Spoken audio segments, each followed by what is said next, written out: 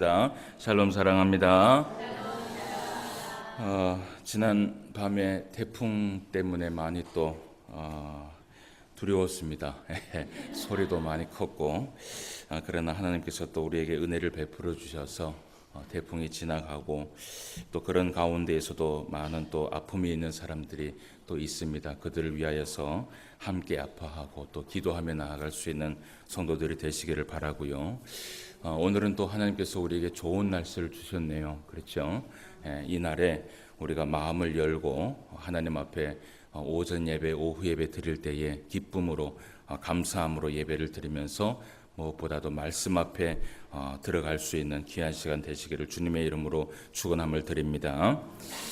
오늘 우리가 이 여호수아 말씀을 계속해서 살펴보고자 합니다. 여호수아 1장의 말씀부터 오늘 본문의 말씀 5장의 말씀까지 이제 모세는 죽고 여호수아라는 그 새로운 지도자로 하여금 이 이스라엘 백성들을 이끌고 왔는데, 지난주에 우리가 여호수아 3장과 4장의 말씀을 이어 살펴보면서 이스라엘 백성들이 하나님의 명령에 따라, 그렇죠, 자기들의 스스로 한 것은 사실은 아무것도 없었습니다. 하나님의 명령에 따라 제사장의 언약궤를 바라보면서 그 길을 담대하게 걸어갔습니다. 제일 앞장선 것이 제사장이었고, 그리고 그 제사장 등에는 무엇이 있었냐면 하나님의 언약궤가 있었습니다. 제사장 역시 그 언약궤를 의지하면서 나아갔기 때문에 그 발길을 향할 수 있었다는 것을 우리가 말씀을 통해서 살펴보게 됩니다. 그렇게 하나님께서 하나님의 명령에 따라서 이 이스라엘 백성들이 요단강에 들어갔을 때 하나님께서 하나님의 약속대로 그 요단강을 열어주셨고, 그리고 이스라엘 백성들이 무사하게 그 요단강을 도하하는 사건을 우리가 말씀을 살펴볼 수 있었고요. 그리고 이제 지난주 우리가 여호수아 4장의 말씀을 통해서 볼 수 있었던 것이 무엇이냐 하면, 하나님께서 이스라엘 백성들에게 하나의 증표, 어떻게 보면 기념비 같은 것을 세우라고 하나님께서 명령을 내렸습니다. 왜 그렇게 기념비를 세워서 명령을 내리고 증표를 세우려고자 하나님께서 하셨냐 하면, 이 이스라엘 백성들이 대대 가운데 많은 후손들에게 하나님께서 하신 그 일들이 어떤 놀라운 일들을 행하셨는가, 어떤 능력을 베풀어 주셨는가라는 것을 가르치게 하기 위하여서 하나님께서 무엇보다 여호수아를 통하여서 이스라엘 백성들에게 명령을 내리게 됩니다. 그래서 그 첫 번째 명령이 무엇이냐 하면, 그 요단강에 서 있는 그 제사장의 발 옆에 있는 큰 돌이죠. 그 큰 돌을 12지파 가운데 한 사람당 한 개씩 어깨에 메고 그들이 유숙해야 될 그 길갈에 그것을 기념비를 세우라라고 그렇게 말씀을 한 바가 있습니다.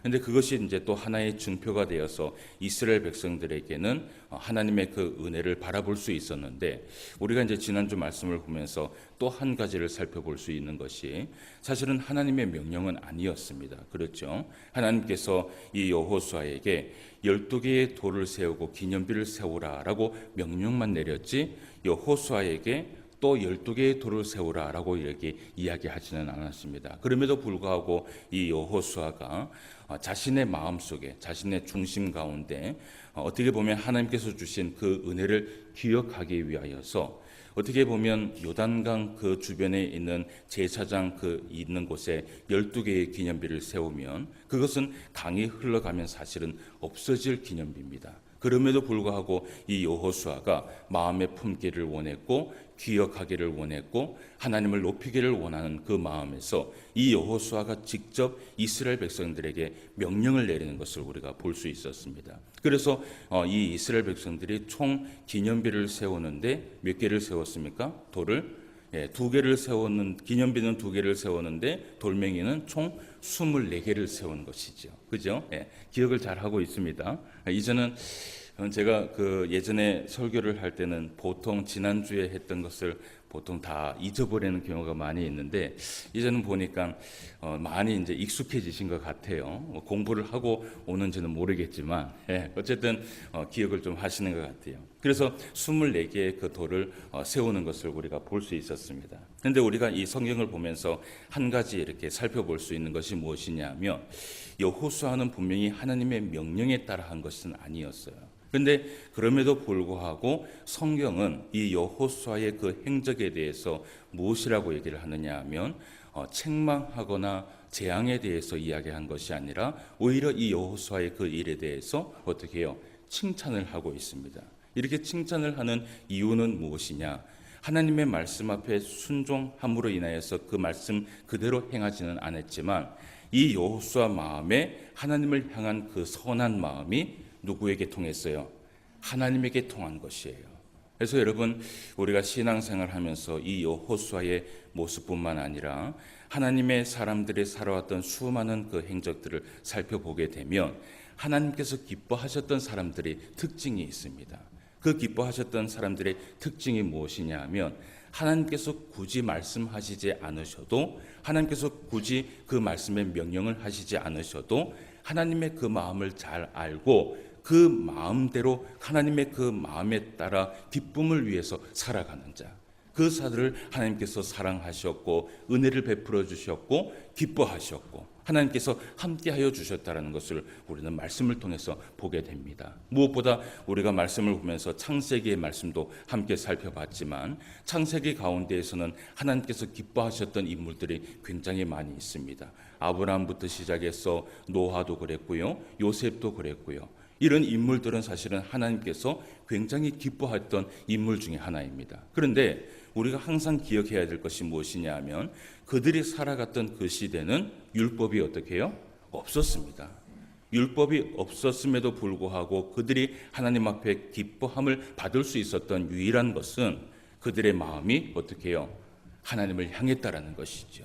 그들의 마음에 선한 마음이 하나님과 통했다라는 것입니다. 그래서 우리가 항상 신앙생활을 하면서 우리는요, 수동적인 삶을 살아가서는 안 돼요. 하나님께서 이렇게 명령을 하셨기 때문에 이렇게 살아가야 된다. 그것도 맞습니다. 그런데 그것보다도 하나님께서 우리에게 더 원하시는 것은 무엇이냐 하면 우리의 마음이고 우리의 중심이에요. 예를 들어서 여러분, 율법대로 만약에 살아간다면 하나님 앞에 100% 기쁨을 드릴 수 있는 사람이 있을까요? 없을까요? 아무도 없어요. 여기 앞에 있는 이 목사도 자신 없어요. 율법대로 하나님 앞에 100% 살아갈 수 있는 사람은 아무도 없어요. 그럼에도 불구하고 하나님께서 오늘날 하나님의 사람들을 사랑하시는 이유는 무엇이냐 하면, 뭘 보고 사랑하실까요? 그 사람의 중심을 보고 사랑하시는 것이에요. 그래서 성경은 하나님께서 뭐라고 얘기를 하느냐면, 우리를 외모로 취하지 아니하시고 어떻게 해요? 우리의 중심을 보신다라는 것이에요. 그래서 항상 여러분 신앙생활 하시면서 기억합시다. 하나님은 무엇을 보신다고요? 우리의 중심을 보신다. 우리의 마음을 보신다. 하나님을 향한 선한 마음, 하나님을 향한 기쁜 마음, 하나님을 향한 정말 진실한 그 마음은 항상 통한다는 것을 여러분 기억하시길 바랍니다. 자, 그러면 이제 오늘 우리가 5장 말씀을 좀 살펴보면서 은혜의 시간을 좀 가지기를 원해요. 지난주 제가 한번 언급을 한 것처럼 이 이스라엘 백성들이 요단강을 건너간 이후에 바로 가나안 중부 정토였던 여리고성을 무너뜨린 것은 아니었어요. 이 이스라엘 백성들이 어디에서 심을 쉬고 있었냐 하면 길갈이라는 곳에 거기서 심을 쉬면서 사실은 여리고성을 전투하기 위하여서 준비를 했던 단계가 있습니다. 그 단계 가운데에서 여러 가지 한 2가지 정도의 사건이 있는데요. 그 2가지 사건이 이제 오늘 5장 말씀에 나오게 돼요. 그러니까 3장과 4장 말씀은 우리가 함께 묶어서 어떤 말씀이냐 하면 요단강을 건넌 사건, 그리고 요단강을 건너고 난 이후에 기념비를 만든 사건이라고 우리가 볼 수 있고요. 그리고 이제 이 이스라엘 백성들이 요단강을 건너서 기념비를 세우고 어디에 유숙을 합니까? 길갈, 그죠? 기억하세요. 다음 주에 제가 또 물어볼게요.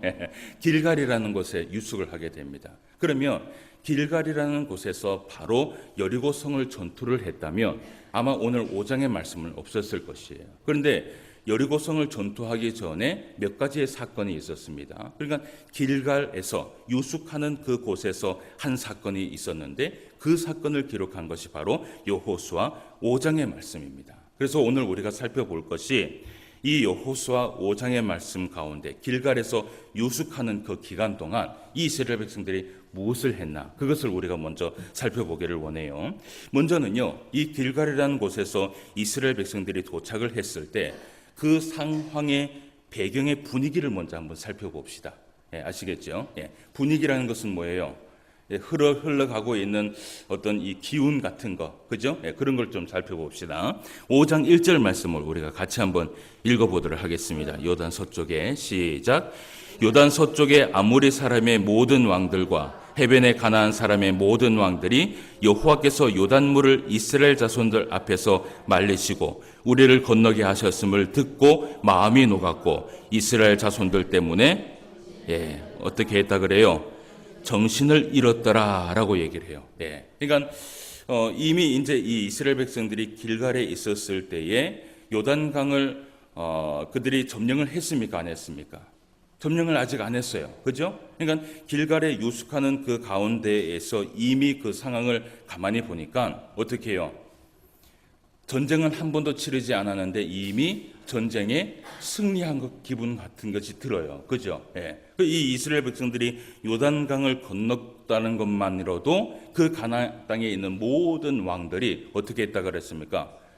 정신을 잃었다는 것은 뭐냐면 두려워했다라는 것이고요. 도저히 인간으로서는 할 수 없는 일들을 이 이스라엘 백성들이 했기 때문에 하나님께서 하신 그 역사에 대해서 많은 왕들이 그것에 대해서 굉장히 두려워하고 마음을 졸이고 있었다라는 것이에요. 그런 상황적인 이제 배경이 있어요.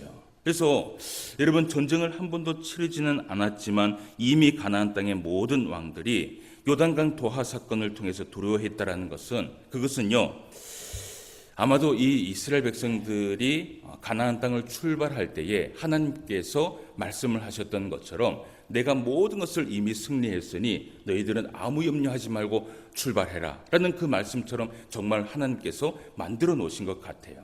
근데 한번 봅시다. 이제 이 길갈이라는 곳에서 이제 어디에 전투를 해야 되냐 하면 요단강을, 그러니까 어느 성이죠? 여리고성입니다. 여리고성을 이제 무너뜨려야 됩니다. 그 여리고성에 전투를 해야 되는데 제일 먼저 이 이스라엘 백성들을 경계할 사람들이 누구라고 생각하세요? 아이성에 있는 사람들일까요? 여리고성에 있는 사람들일까요? 여리고성에 있는 사람들이죠. 그러니까 여리고성을 무너뜨리지 않으면 절대로 가나안 땅에 입성을 하지 못합니다. 그러니까 제일 먼저 두려워하고 경계해야 할 사람들이 누구냐 하면 여리고성에 있는 사람들, 특히 여리고성에 있는 사람들 가운데에서도 누가요? 군인들이 아마도 가장 두려워하고 가장 초조하고 있었을 거예요. 그러니까 이미 이들은요, 무엇을 하고 있었을까요? 이 이스라엘 백성들이 요단강을 건넜다라는 그 소식을 들었을 때부터 전쟁을 준비하고 있었을 것이에요. 예를 들어서 한번 봅시다. 6장 1절 말씀을 한번 볼게요. 6장 1절 말씀에 보면 이스라엘 자손들로 말미암아 여리고는 어떻게 했다 그래요? 굳게 닫혔고 출입하는 자가 없었더라라고 얘기를 하죠. 그러니까 이 말은 무슨 말이에요? 이미 전쟁을 준비하기 위하여서 성문을 닫았다라는 것이요. 성문을 닫았다라는 것은 쳐들어올 것을 미리 예비해서 그것을 단절을 시켰다라는 것이죠. 그러니까 이런 상황들을 우리가 좀 보게 돼요. 그런데다가 우리가 이제 5장의 말씀을 보면서 한 가지 좀 알아야 할 것이 있어요. 이 길갈이라는 곳, 그러니까 이스라엘 백성들이 유숙하고 있는 이 길갈이라는 곳과 여리고성과의 거리에 대해서 먼저 우리가 좀 살펴봅시다. 그러니까 이 거리가 지리학적으로 많은 학자들이 얘기하기를 이 거리가 한 2마일 정도 됐다라고 얘기를 해요. 2마일 정도면은 어느 정도냐 하면 한 3km 정도입니다. 여러분, 3km면 전쟁을 하기에는 가깝습니까? 뭡니까? 일단 멀지는 않아요. 그렇죠? 3km 정도면은 뭐 준비를 해서 출동을 해갖고 싸움하기까지 뭐 금방 할 수 있는 거리가 3km 정도예요. 그런데 이것은 이제 학자들이 얘기하고 있는 지리학적인 학자들이 얘기하고 있는 것이 2마일이고 이론적으로는 사실은 더 가깝다라고 얘기를 합니다. 그러니까 이론적으로는 얼마나 거리가 가까웠냐 하면 한 1.5km 정도라고 얘기를 해요. 그러니까 절반이 가까운 것이에요. 그러니까 1.5km 정도면 예를 들어서 오늘 우리가 살고 있는 이 도시 가운데에서는 많은 건물이 있으니까 1.5km 정도면은 보입니까 안 보입니까?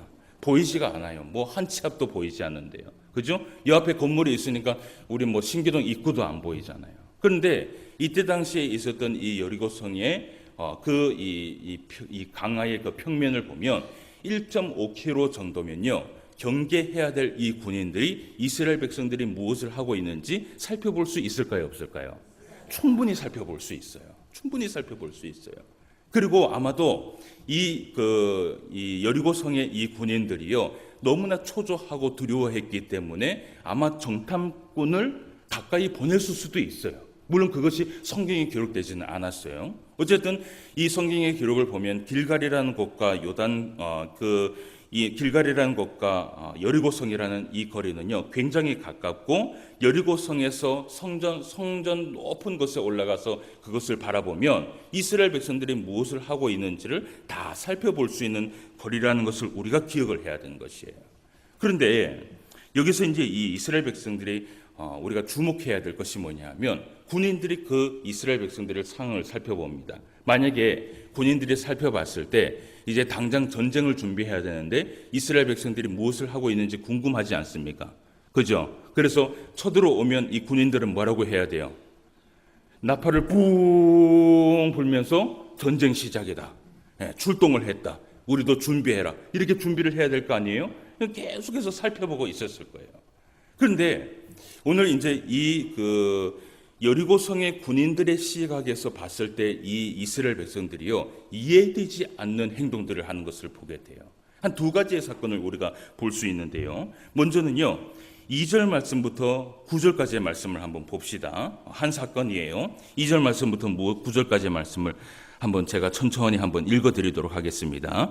그때에라고 되어 있죠. 그때에 여호와께서 여호수아에게 이르시되 너는 부싯돌로 칼을 만들어 이스라엘 자손들에게 다시 헬라를 행하라 하시매 여호수아가 부싯돌로 칼을 만들어 할례산에서 이스라엘 자손들에게 할례를 행하니라. 여호수아가 할례를 시행한 까닭은 이것이니 애굽에서 나온 모든 백성 중 남자 곧 모든 군사는 애굽에서 나온 후 광야길에서 죽었는데 그 나온 백성은 다 할례를 받았으나 다만 애굽에서 나온 후 광야길에서 난 자는 할례를 받지 못하였습니다.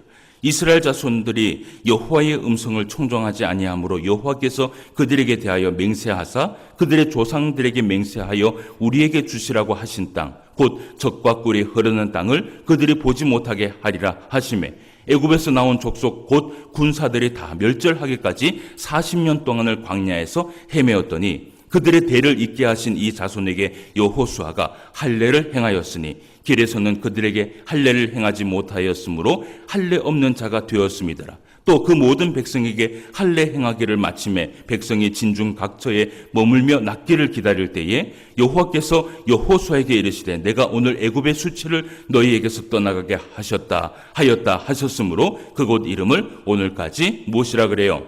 길갈이라 하느니라. 아멘. 자, 오늘 첫 번째 이 여리고성의 군인들이 바라보고 있는 그 시각에서 이스라엘 백성들이 무엇을 하고 있었어요? 할례를 행했어요. 여러분 이제 무엇을 해야 돼요? 전쟁을 해야 돼요.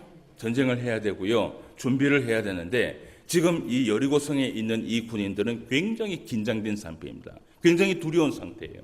그래서 저들이 무엇을 하고 있는지 그것을 살펴보기 위해서 자세하게 살펴보고 있는데 전혀 이해되지 않는 행동을 하고 있는 것이에요. 그러니까 이 군인들은요, 하나님께서 이 여호수아 군대에게 무엇을 행해라고 말했는지 압니까 모릅니까? 몰라요. 전혀 모르는 것이에요.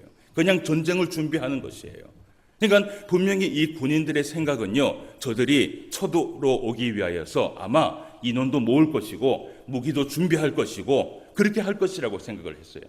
그런데 전혀 이해되지 않는 행동을 하는 것이 무엇이냐 하면 남자들이요 할례를 행하고 있는 것이에요. 여러분 이해가 됩니까 안 됩니까? 이해가 안 돼요. 그러니까 전쟁을 준비하는 자들이 할례를 행했다는 것은요, 절대로 우리가 이해할 수 없는 것이에요. 근데 우리가 이 말씀을 보면서 한 가지 좀 생각해 볼 것이 있어요. 많은 설교자들이요, 여기에서 잘못된 해석을 하는 것이 할례를 행하고 그 상태에서 전쟁을 치렀다고 말하는 설교자들이 있어요. 그런데 그렇지 않습니다. 성경을 자세히 보면 그렇게 얘기하지 않아요.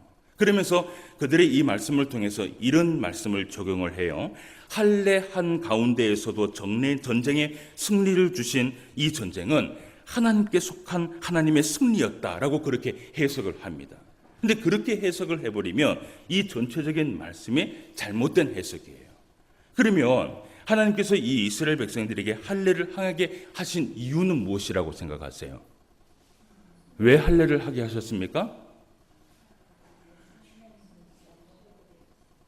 예, 그 할례 가운데에서도 전쟁에 승리했다라는 그 모습을 보여주기 위해서 할례를 행한 것이 아니라 이 할례를 행한 것도 성경 속에 있어요. 성경 속에 보면 4절과 5절 말씀에 보면 뭐라고 되어 있냐 하면 1세대 이스라엘 백성들은 할례를 하고 광야길을 걸어갔지만 2세대 이스라엘 백성들은요, 광야길에서 할례를 행할 수 없었어요. 그렇기 때문에 그들은 그냥 그 광야길에 40년 동안 어떻게 해요? 계속해서 걸어왔던 것이에요.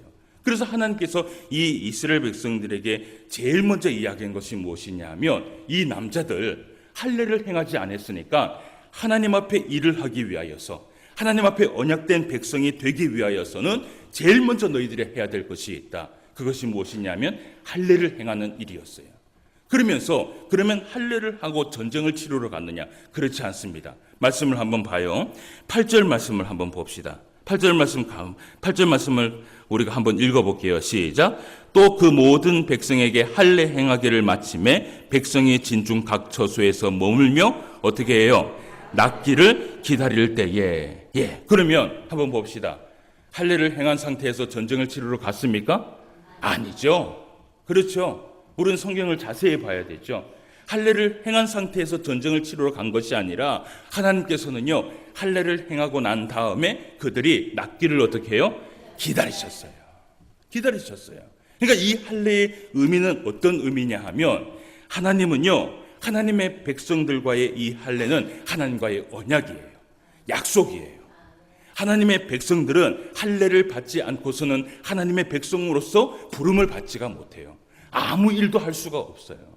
그렇기 때문에 하나님께서 이 이스라엘 백성들 남자들과 일을 하기 위해서 여호수아에게 명령을 내린 것이 무엇이냐 하면 저들을 내가 사용해야 되니까 저들은 나의 백성이니까 나의 백성이 되기 위하여서 제일 먼저 해야 될 것이 있다. 너희들이 할례를 행하라. 그리고 하나님께서 이들을요 무모하게 할례한 상태에서 전쟁을 치르러 보낸 것이 아니었어요. 여러분, 할례한 상태에서 전쟁을 치르러 가면요 여리고성을 7바퀴 돌지도 못합니다. 돌지도 못해요. 하나님은 그것을 기다리셨던 것이에요. 그런데 그것을 기다리면서 이 이스라엘 백성들이 또 무엇을 했느냐? 또 하나의 사건이 있어요. 자, 10절과 12절까지의 말씀을 한번 봅시다. 10절부터 12절까지예요. 자, 또 이스라엘 자손들이 길갈에 진쳤고 그달 14일 저녁에는 여리고 평지에서 유월절을 지켰으며 유월절 이튿날에 그 땅의 소산물을 먹되 그날에 무엇을 먹었어요? 무교본과 볶은 곡식을 먹었더라. 또 그 땅의 소산물을 먹는 다음 날에 만나가 그쳤으니 이스라엘 사람들이 다시는 만나를 얻지 못하였고 그 해에 가나안 땅에 소출을 먹었더라. 아멘. 그곳에서 이스라엘 백성들이 뭘 했어요? 유월절을 보냈어요. 예, 유월절을 보내고 난 다음에 거기에서 무엇을 먹었다 그래요? 무교병을 먹었다 그래요. 그러면요 유월절을 보내고 무교병을 먹었다는 건 무결절을 지겠다는 것이에요. 그러면 이 무교절을 며칠을 지내느냐? 일주일을 지냅니다. 예, 일주일을 지내요. 그러니까 하나님께서 이 길갈에서 이스라엘 백성들이 행한 것이 무엇이냐면 전쟁을 준비한 것이 아니라 하나님의 백성으로서 사용하기 위하여서 제일 먼저는 할례를 행한 것이고요. 그리고 두 번째는 이 이스라엘 백성들에게 하나님의 그 언약을 기억하게 하기 위하여서 무엇을 했어요? 유월절을 지키도록 한 것이에요.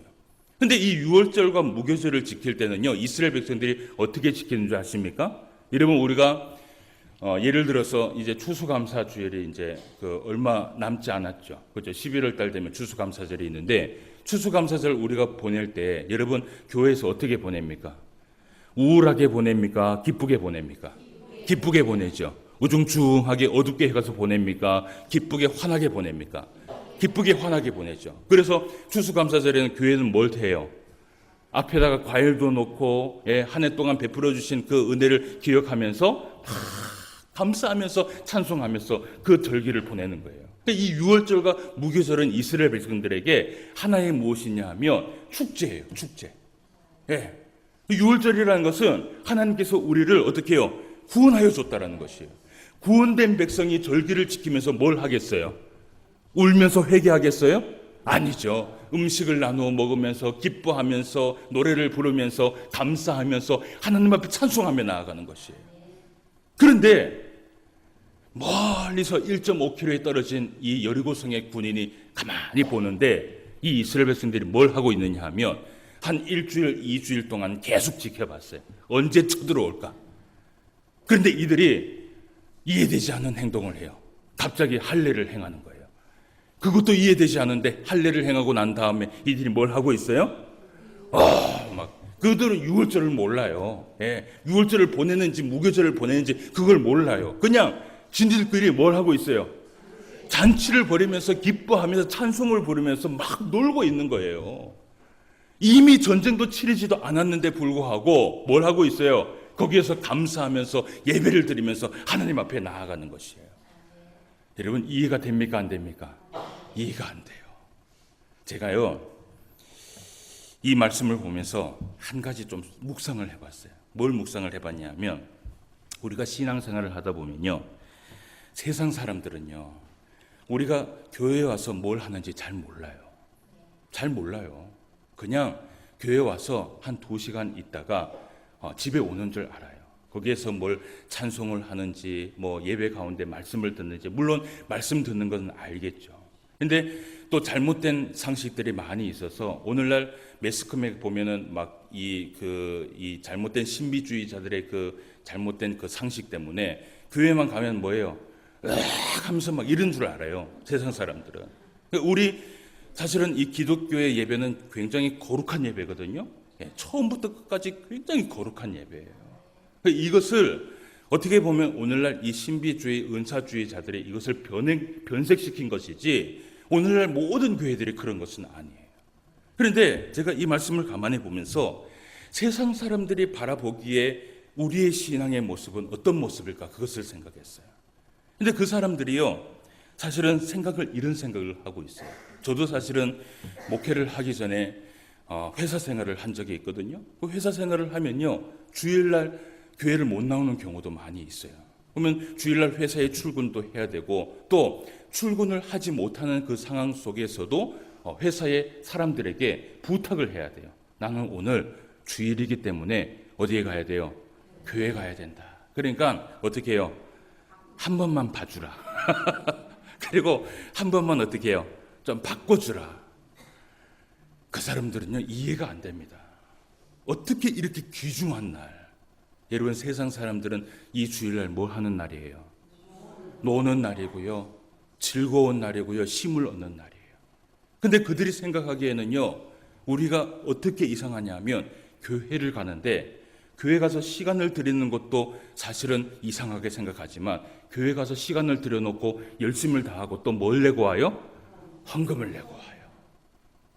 시간을 들이고 헌금을 내고 예배하고 돌아오는 우리 믿는 사람들의 그 모습을 볼 때요 그 사람들은 이해하지 못합니다.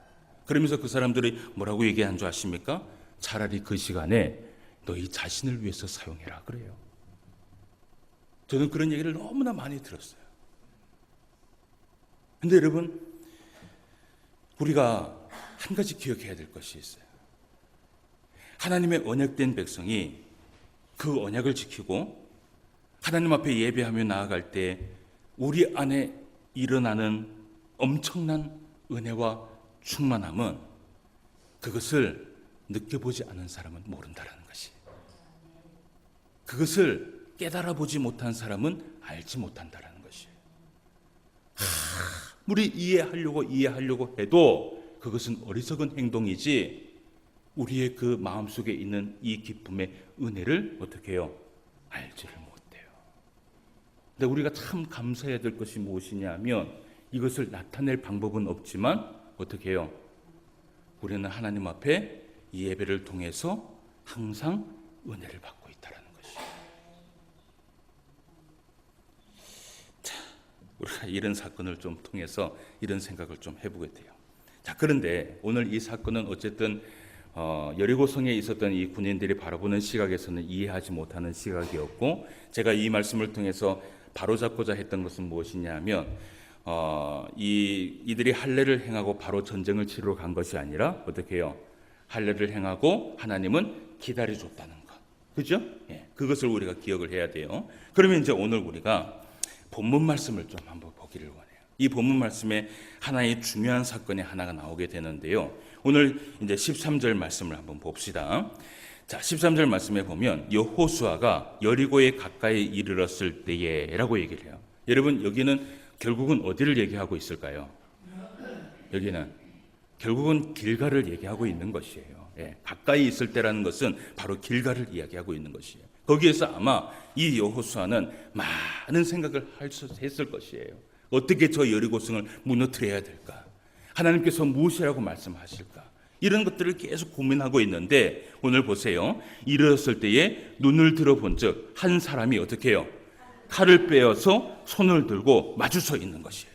그래서 이 여호수아가 그 칼을 들고 있는 이 장군 같은 사람에게 묻습니다. 뭐라고 묻어요? 너는 우리를 위하여 서 있느냐 아니면 우리의 적들을 위하여 서 있느냐라고 얘기를 해요. 그러니까 그 서 있는 이 사람이 뭐라고 얘기를 합니까?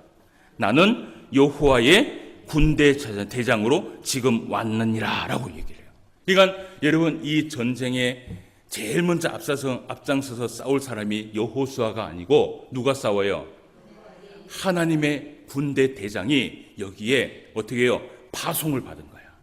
딱 파송을 받아갖고 여호수아 앞에 딱 서갖고요, 네가 싸우는 게 아니라 누가 싸워요? 내가 싸우는데 나는 누구의 이름으로 왔느냐 하면 여호와의 이름으로 왔다. 여러분, 든든합니까? 든든하지 않습니까? 든든하죠. 이런 사건에 대해서 우리가 좀 보기를 원해요. 그런데 오늘 이 군대 대장이 하나님을 대신하여서 이 여호수아에게 한마디를 해요. 무엇을 얘기하느냐 하면 이런 얘기를 해요. 자, 15절 말씀 같이 한번 읽어봅시다. 시작. 여호와의 군대 대장이 여호수아에게 이르되 내 발에서 신을 벗으라. 내가 선 곳은 거룩하니라 하니 여호수아가 그대로 행하니라. 아멘. 여러분, 이 사건이 있은 이해 6장의 말씀에 보면 여리고성을 쳐들어갑니다. 여러분, 오늘 이 말씀 가운데 내 발에서 신을 벗으라 라는 이 말이 무슨 의미일까요? 사실은 이 말씀은 여호수아에게만 하신 것이 아니라 하나님께서 모세를 부르실 때도 똑같이 이 말씀을 했어요. 하나님 앞에 섰는 이 모세에게 뭐라고 얘기를 했냐면 네 발에서 신을 벗어라. 이곳은 거룩한 곳이다. 그런데 이 말씀을 똑같이 하나님께서 여호와의 군대 제장을 불러다가 이 여호수아에게 말씀하시기를 네 발에서 신을 벗으라. 네가 선 곳은 거룩한 곳이다. 여러분, 네 발에서 신을 벗으라라는 이 말이 무엇일까요? 여기서 얘기하고 있는 이 벗으라는 것은요, 사실은 신발을 벗으라는 것이지만 우리가 항상 이 말씀을 볼 때 신발에 굉장히 신중을 가해요.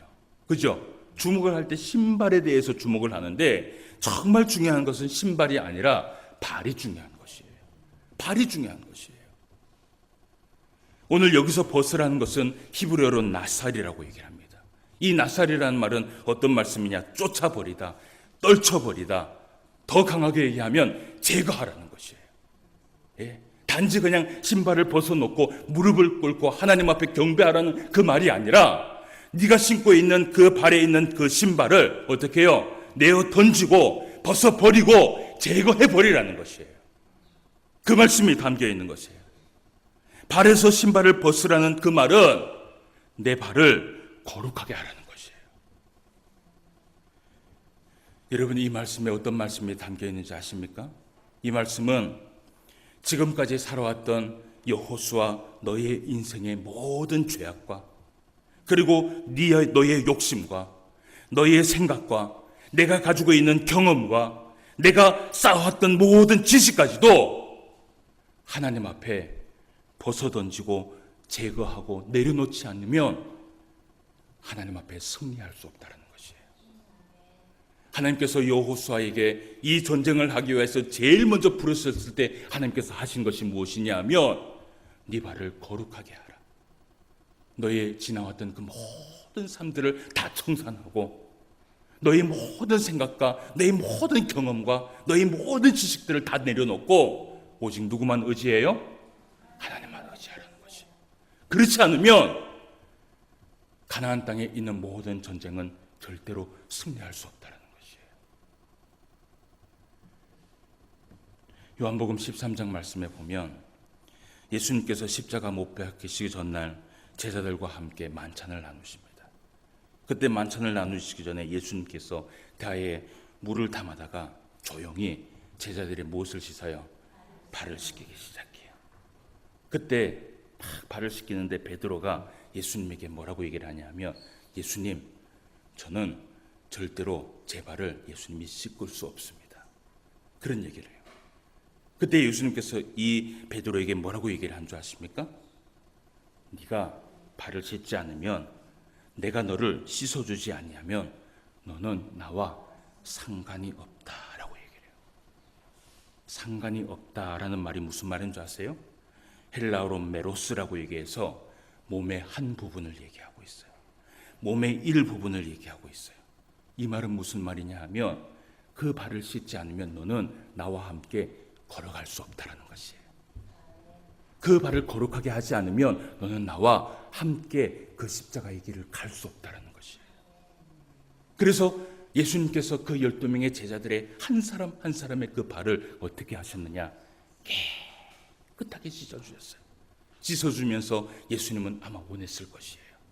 너희들이 이때까지 걸어왔던 그 모든 생각과 그 모든 경험과 그 모든 지식과 그 모든 죄악들을 너희들이 다 내려놔야 된다.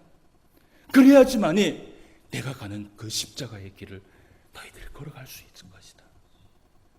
사랑하는 성도 여러분, 오늘도 하나님은 우리에게 무엇이라고 얘기를 하느냐? 나와 함께 걷기를 원하느냐? 네가 신앙생활 가운데서 승리하기를 원하느냐? 그러면 네 발에서 신을 벗어라.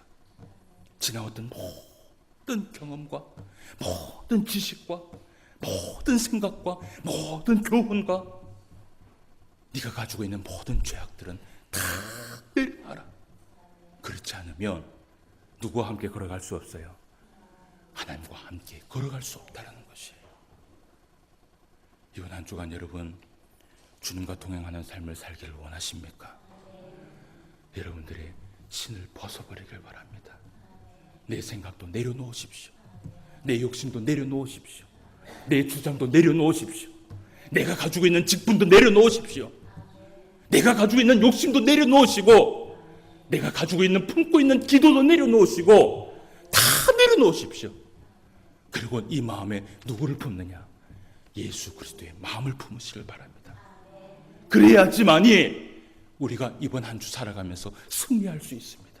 그래야지만이 우리가 이번 한 주 살아가면서 주님과 동행하는 삶을 살아갈 수 있습니다. 이번 한 주 살아가면서 승리하며 살아갈 수 있는 저와 여러분 되시기를 주님의 이름으로 축원함을 드립니다. 기도드리겠습니다. 하나님 아버지, 은혜를 진심으로 감사함을 드립니다. 오늘도 우리에게 귀한 날을 허락하시고 또 귀한 말씀을 우리에게 허락하여 주셔서 이 귀한 말씀을 마음에 품을 수 있도록 인도하여 주심을 감사함을 드립니다. 여호수아가 하나님 앞에 쓰임 받기 전에 제일 먼저 한 것이 그 신발에 신을 벗어버리는 것이었습니다. 모든 죄악을 벗어버리고 모든 생각을 벗어버리고 지금까지 걸어왔던 모든 경험도 벗어버리고 모든 지식도 벗어버리고 모든 것을 벗어버렸습니다. 그리고 거룩한 그 땅에 서서 오직 주님 앞에 무릎을 꿇고 주님만 바라보았습니다.